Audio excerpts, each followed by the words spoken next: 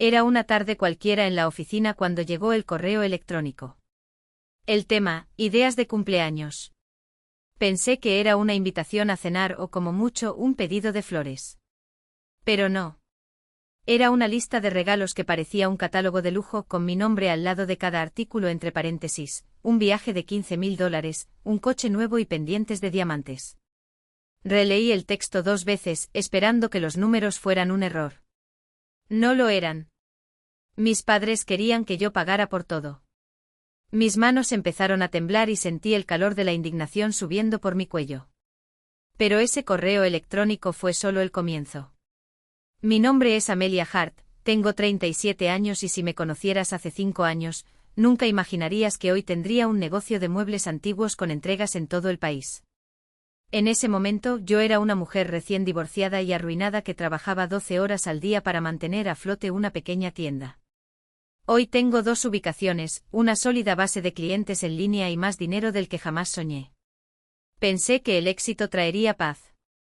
En cambio, trajo consigo una interminable lista de obligaciones. Mis padres, Linda y Richard, están jubilados. Mi hermano menor, Ethan, de 34 años, todavía se está encontrando a sí mismo. A mi hermana, Chloe, de 30 años, le encanta publicar fotos de brunch con leyendas sobre trabajar duro mientras yo pago el alquiler. Con el paso de los años, me he convertido en la solución a cualquier problema económico de la familia. Todo empezó con buenas intenciones, medicamentos para la artritis de mi madre, arreglar el coche de mi padre. Pero los agradecimientos se convirtieron en expectativas. Cada mes sin falta transfería $2,800 a su hipoteca, $650 a la camioneta de Ethan, $1,900 al apartamento de Chloe. Más de $5.000 salen de mi cuenta como un reloj. Me dije a mí mismo que era familia, que tenía suerte de poder ayudar. Pero a veces, cuando cerraba la tienda a altas horas de la noche y veía que las facturas se acumulaban, me preguntaba por qué nadie me preguntaba cómo estaba. Cuando llegó ese correo electrónico, traté de calmarme. Llamé a mi mamá, esperando que fuera un malentendido. Hola, mamá, acabo de ver tu correo electrónico, dijo, forzando una risa. Elige una cosa de esta lista y yo la haré realidad. Ella no dudó. Oh, cariño, no seas tonto. Queremos los 3. Las palabras cayeron como hielo. Alejé el teléfono de mi oreja, esperando que ella se riera y dijera que era una broma. No me reí. Siguieron hablando con un tono mitad dulce, mitad condescendiente, diciendo que estaban orgullosos de mi éxito, que un pequeño gesto sería una forma de pagar todo lo que habían hecho por mí. Miré alrededor de mi oficina, los estantes llenos de relojes antiguos, el olor a madera envejecida y pulida, el espacio que había construido desde cero, y sentí una oleada de incredulidad. ¿De verdad creía que le debía un coche de lujo y un viaje a las Maldivas? Quería gritar, pero se me hizo un nudo en la garganta. Mamá, logré decir, tratando de mantener la voz firme, eso es mucho. No puedo pagar los 3.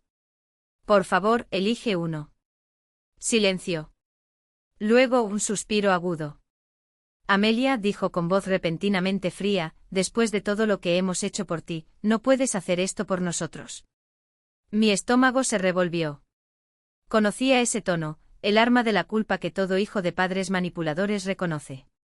Colgué antes de que se me quebrara la voz. Durante la siguiente hora me quedé allí, mirando la pantalla de la computadora, el cursor parpadeando sobre una factura vacía. Me sentí pequeña otra vez, como cuando tenía 16 años, rogando permiso para tener mi propia opinión. Esa noche traté de convencerme de que solo era un malentendido, que ella estaba emocionada por su cumpleaños. Pero en el fondo sabía la verdad, no fue un error. Era un patrón. Al día siguiente me desperté con una avalancha de mensajes en el grupo familiar. Vamos, Amelia, solo compra las cosas. Ellos nos criaron, escribió Ethan. Tú ganas en una semana lo que yo gano en un mes, no seas tacaña, añadió Chloe. Mi pecho se apretó. Ni siquiera le había contado sobre la llamada. Claramente mi madre ya había difundido su versión. Escribí una respuesta, la borré y tiré el teléfono al sofá. El olor a café llenó la cocina, pero me hizo sentir mal. No podía sacarme de la cabeza la frase que resonaba, no seas tonto. Queremos los 3. Ese tono, la arrogancia disfrazada de cariño. En el trabajo intenté distraerme reorganizando un armario lleno de lámparas de los años 50. Con cada pomo de latón que pulía, con cada factura que doblaba, volví a oír su voz. Al mediodía estaba exhausto, no por el trabajo, sino por contener la explosión. Mi gerente, Nora, se dio cuenta. ¿Está todo bien?, preguntó. Forcé una sonrisa. Cosas de familia. Ella asintió como si entendiera, pero no lo hizo. Hasta que experimentes que alguien usa la culpa como moneda de cambio en nombre del amor, no sabes lo que es ahogarte mientras te sujetan diciendo que es por tu bien. Por la noche mi madre volvió a llamar. Dudé antes de responder. Amelia, hablamos con tu padre, comenzó con un tono seco, casi profesional, el coche sería más práctico que el viaje, pero por supuesto, todavía queremos los pendientes. Mamá, le dije en voz baja, ya te dije que no puedo pagar todo esto. Ella se rió, esa risa desdeñosa que ya me hacía sentir como una niña. Basta. Sí puedes. Todo va muy bien, hija mía. No hagas esto incómodo. Algo dentro de mí se rompió. No con alboroto, sino con certeza definitiva. Me estás pidiendo que gaste más de $50.000 porque crees que tienes derecho a ello. No uses esa palabra, ella siseó. Te dimos la vida. Te apoyamos. Ahora es tu turno. Por un momento me quedé sin palabras. La audacia me dejó atónito.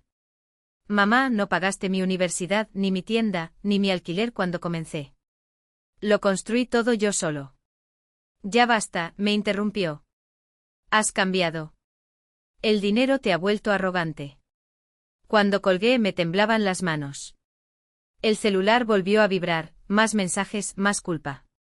Tu madre tiene el corazón roto. Tu padre no se encuentra bien. ¿Estás feliz ahora? Ya no estaba enojado. Estaba vacío. Años de resentimiento silencioso se solidificaron en algo nuevo, claridad. A medianoche, sentada en el borde de mi cama, hojeé la aplicación del banco y miré cada pago automático que había hecho en años, hipoteca, camión, alquiler, uno tras otro. A la mañana siguiente supe exactamente lo que tenía que hacer. No dormí. Me quedé allí, mirando al techo, la luz azul de mi teléfono celular parpadeando en un rincón de la habitación. Cada notificación me apretó el estómago. Finalmente me senté, puse la computadora portátil en mi regazo y abrí el tablero del asiento. Allí estaban, los pagos programados alineados en la pantalla, automáticos como un contrato silencioso que había firmado con culpa. Durante años me convencí de que esto era amor. Pero ahora parecían cadenas. Hipoteca de mis padres, 2.800. Financiación del camión de Isen, 650. Alquiler de Chloe, 1.900. Coloqué el cursor sobre el primero, respiré hondo e hice clic en cancelar. Luego el siguiente. Y el otro. Cada clic era como dejar escapar el aliento después de años de contenerlo. Cuando terminé tomé capturas de pantalla de cada cancelación y las adjunté a un solo mensaje en el grupo familiar. Como soy tan egoísta y mezquino, pensé que ya no querrías mi dinero. Yo envié. Y apagué mi celular. Silencio. Un silencio tan profundo que parecía tener peso, como si el aire se hubiera vuelto más denso después de que se fueron. No hubo más voces estridentes, no más golpes a la puerta, no más el acto de llorar que ya conocía tan bien.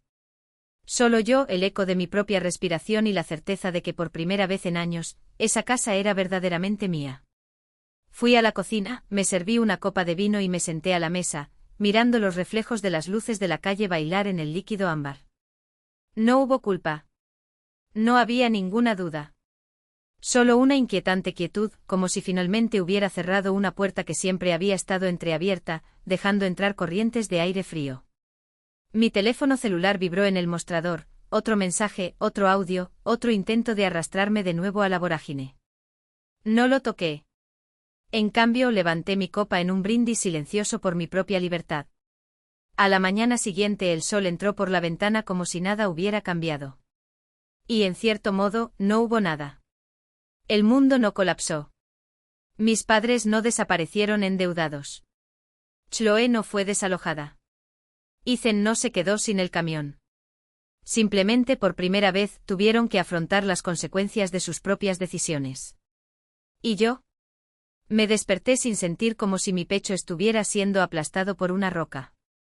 Nora me miró con curiosidad cuando llegué a la tienda, sus ojos brillaban con una pregunta no formulada. ¿Estás bien?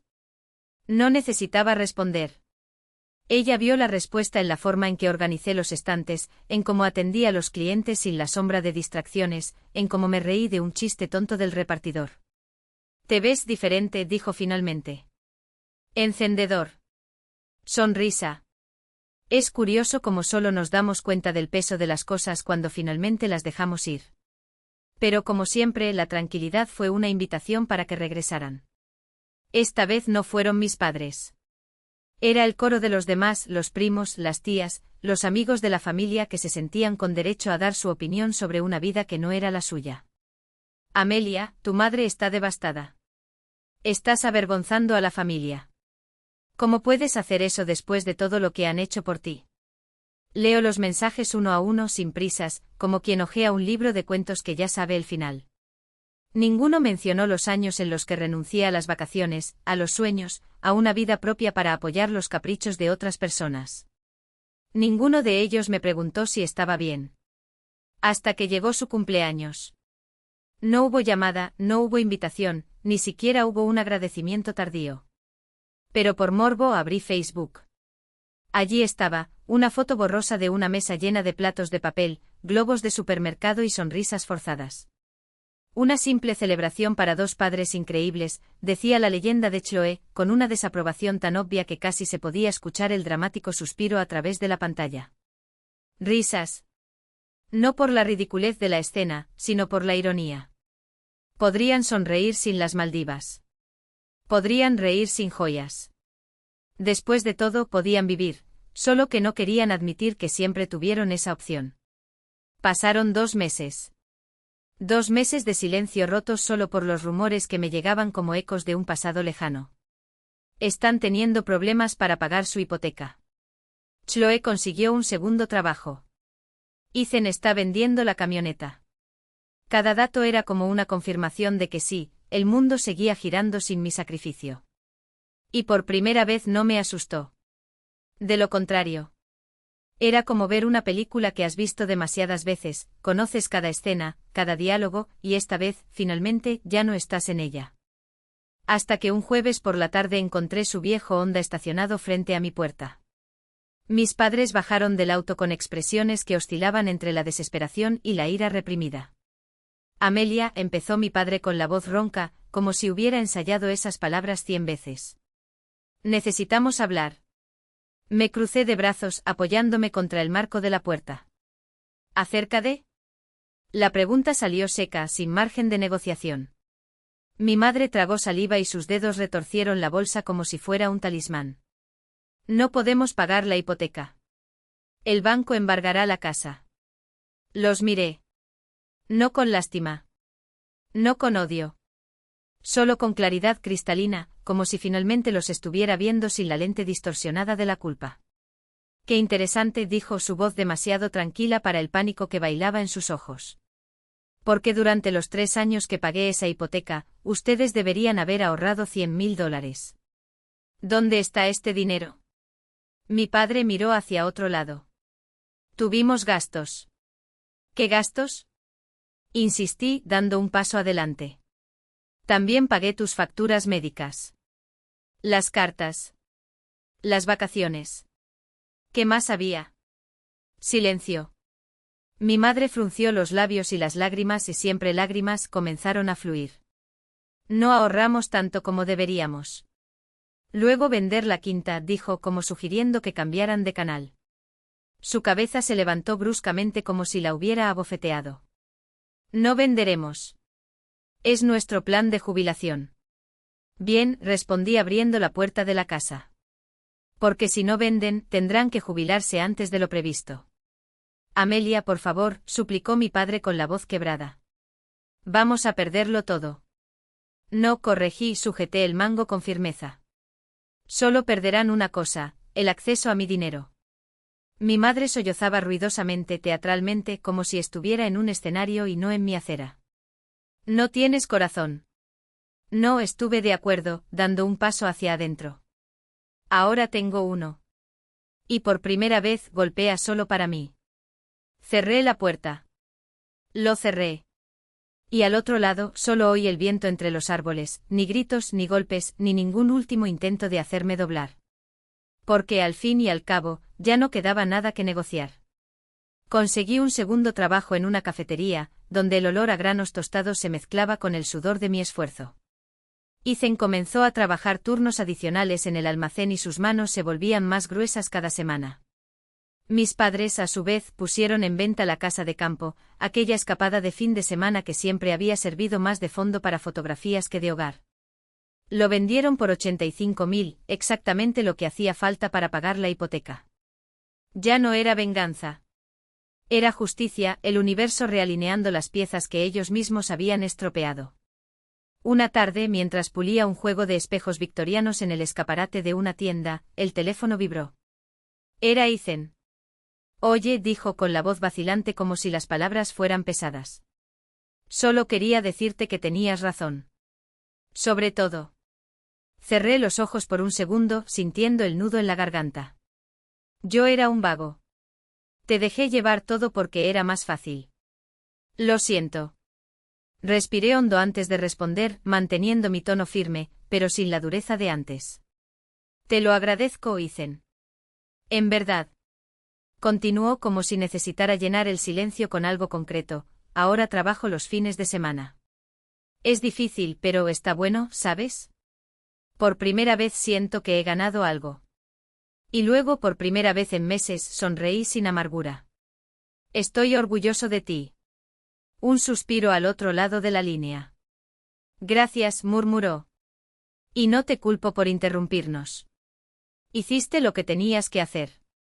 Cuando colgó me quedé allí con el celular todavía en la mano, observando mi reflejo distorsionado en los espejos que acababa de limpiar. La ira, el dolor, todo se había convertido en algo más. No fue alivio. Fue orgullo. No solo por él, sino por mí mismo, por romper finalmente un ciclo que debería haberse detenido hace décadas. Esa noche, cuando las luces de la tienda se atenuaron y la calle se volvió ámbar, me di cuenta de una verdad: esto no era solo una pelea familiar. Fue un renacimiento.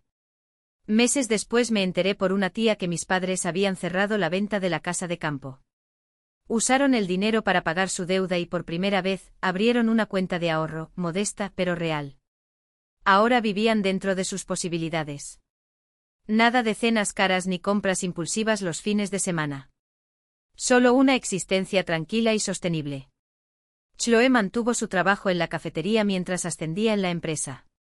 Dejó de publicar fotos con copas de champán y empezó a compartir historias sobre noches de insomnio trabajando, hojas de cálculo de presupuestos y pequeñas victorias. Un día me envió un mensaje de texto: tenías razón, Amelia. Hacerlo solo es mejor. Lo leí 3 veces. Sonrisa. El crecimiento siempre viene después del dolor. Ethan apareció en la tienda un sábado por la tarde, con las manos callosas y los ojos más claros. ¿Recuerdas cuando te llamé egoísta?, preguntó, apoyándose contra el mostrador. Recuerdo. Sacudió la cabeza. Retiro lo que dije. Nos salvaste incluso cuando no lo merecíamos. Cuando se fue me quedé junto a la ventana, mirándolo conducir por la calle. La luz del otoño bailaba sobre los muebles restaurados, el latón y el cristal brillaban bajo mis dedos. Mi vida por primera vez estuvo libre de peso. No solo las habitaciones, sino mi cofre. En cuanto a mis padres, todavía no éramos cercanos. Enviaron una tarjeta de Navidad, nada escrito a mano, solo te deseamos paz. Y en cierto modo, eso era exactamente lo que me habían dado. Paz. A veces pensaba en ese correo electrónico, la lista de regalos que empezó todo. Antes pensaba que ese era el momento en el que todo se desmoronaba. Hoy sé que fue entonces cuando todo empezó a encajar. La primavera siguiente firmé el contrato para el segundo espacio de la tienda, en el centro histórico. El aire olía a pintura fresca y a café del establecimiento de al lado. De pie en medio de ese vacío lleno de posibilidades, con la luz del sol golpeando las ventanas, me di cuenta Era la primera vez en años que estaba construyendo algo solo para mí sin culpa, sin deudas emocionales. Pensé de nuevo en ese correo electrónico, que ya no sonaba como una exigencia, sino como un recordatorio del límite que finalmente aprendí a trazar. Poner límites no me hizo egoísta. Me hizo cuerdo. Si algo he aprendido es que el amor sin respeto es solo dependencia disfrazada de obligación. Y la paz no siempre llega en silencio. A veces aparece después de presionar cancelar. Entonces, si alguna vez ha tenido que alejarse para proteger su cordura, sepa esto, no es falta de corazón. Es curativo. Cuente su historia en los comentarios. Y regístrate porque el próximo podría parecerse mucho al tuyo.